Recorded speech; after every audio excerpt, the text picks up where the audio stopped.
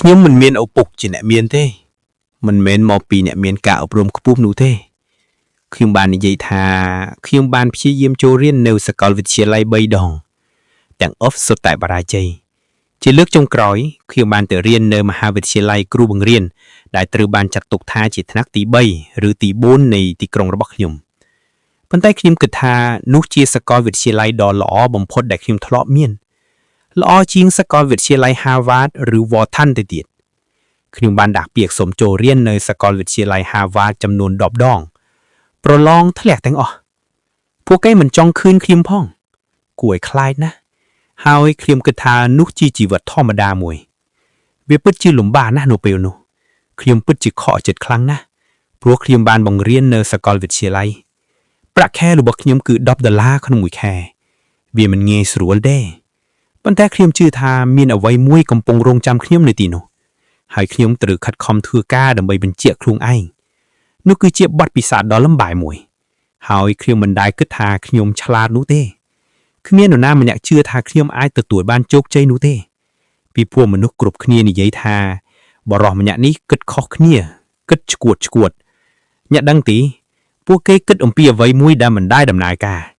គ្មាននរណាយល់ស្របជាមួយទេដោយដែលខ្ញុំបាននិយាយខ្ញុំជឿវាព្រោះខ្ញុំបានឃើញកុំព្យូទ័រនៅឆ្នាំ1994ពេលខ្ញុំទៅសហរដ្ឋអាមេរិកខ្ញុំគិតថារឿងនេះអាចធំណាស់ខ្ញុំមិនដែលគិតថាវានឹងធំដូចសពថ្ងៃនេះទេនិយាយឲ្យត្រង់ទៅមនុស្សនិយាយថាអ្នកឆ្លាតណាស់អ្នកមានចក្ខុវិស័យធំមួយខ្ញុំមានសំណាងល្អណាស់ដែលបានស្គាល់មនុស្សល្បីៗជាច្រើន Bill Gates, Warren Buffett, Jack Welch, Larry Page, Mark Zuckerberg ខ្ញុំចង់ចែករំលែកជាមួយអ្នកអំពីការភៀសខុសគ្នារវាងមនុស្សទាំងនោះនិងមនុស្សដទៃទៀតពួកគេតែងតែមានសុទិនិយមចំពោះអនាគតពួកគេមិនដែលត្អូញត្អែរឡើយពួកគេតែងតែព្យាយាមដោះស្រាយបញ្ហារបស់អ្នកដទៃហើយខ្ញុំគិតថាតើឱកាសនៅឯណាឱកាសតែងតែស្ថិតនៅកន្លែងដែលមនុស្សត្អូញត្អែរមនុស្សមួយចំនួនអង្គុយនៅទីនោះហើយត្អូញត្អែរអ្នកគិតថាប្រសិនបើខ្ញុំអាចដោះស្រាយពាក្យបណ្ដឹងនោះបាននោះជាឱកាសនោះហើយគឺជាកន្លែងដែលមនុស្សគ្រប់គ្នាយល់ស្របថាហេតុអ្វីបានជាឱកាសនេះគួរតែជារបស់អ្នក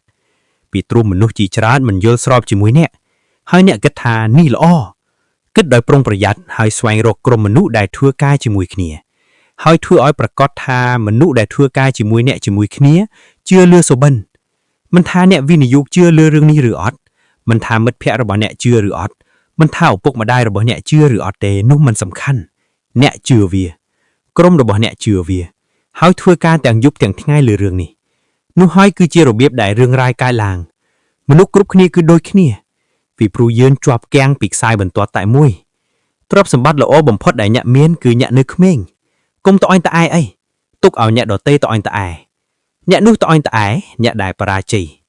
សូមគិតអំពីរបៀបដែលអ្នកអាចព្យួរឲ្យអ្វីៗខុសពីមុនសូមប្រែខួរក្បាលរបស់អ្នកគិត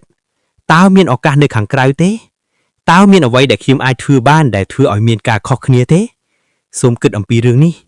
ហើយបន្ទាប់មកពេលអ្នកគិតអំពីរឿងនេះចាប់ផ្ដើមធ្វើវាខ្ញុំបានឃើញមនុស្សជាច្រើនយុវជនមានគំនិតល្អអស្ចារ្យជារៀងរាល់ល្ងាចប៉ុន្តែបន្ទាប់ពីព្រឹកឡើងពួកគេទៅការិយាល័យដដែលធ្វើសកម្មភាពចំពោះមនុស្សគ្រប់គ្នាចំពោះមនុស្សណាម្នាក់ថ្ងៃស្អែកគឺជារឿងថ្មីពួកគេត្រូវខិតខំធ្វើការខ្លាំងណាស់ឬធ្វើការដើម្បីអ្នកដទៃឬធ្វើការដើម្បីខ្លួនឯងហើយខ្ញុំជ្រើសរើសផ្លូវនោះគឺធ្វើការដើម្បីខ្លួនឯងប៉ុន្តែធ្វើការដើម្បីខ្លួនឯងមានន័យថាធ្វើការដើម្បីសង្គមប្រសិនបើអ្នកចង់ធ្វើការដើម្បីខ្លួនឯងមែនសូមគិតអំពីអ្នកដទៃធ្វើឲ្យប្រកាសថាអ្នកជួយអ្នកដទៃព្រោះតែពេលដែលអ្នកដទៃទទួលបានជោគជ័យពេលដែលអ្នកដទៃសប្បាយរីករាយទើបអ្នកនឹងទទួលបានជោគជ័យអ្នកនឹងសប្បាយរីករាយ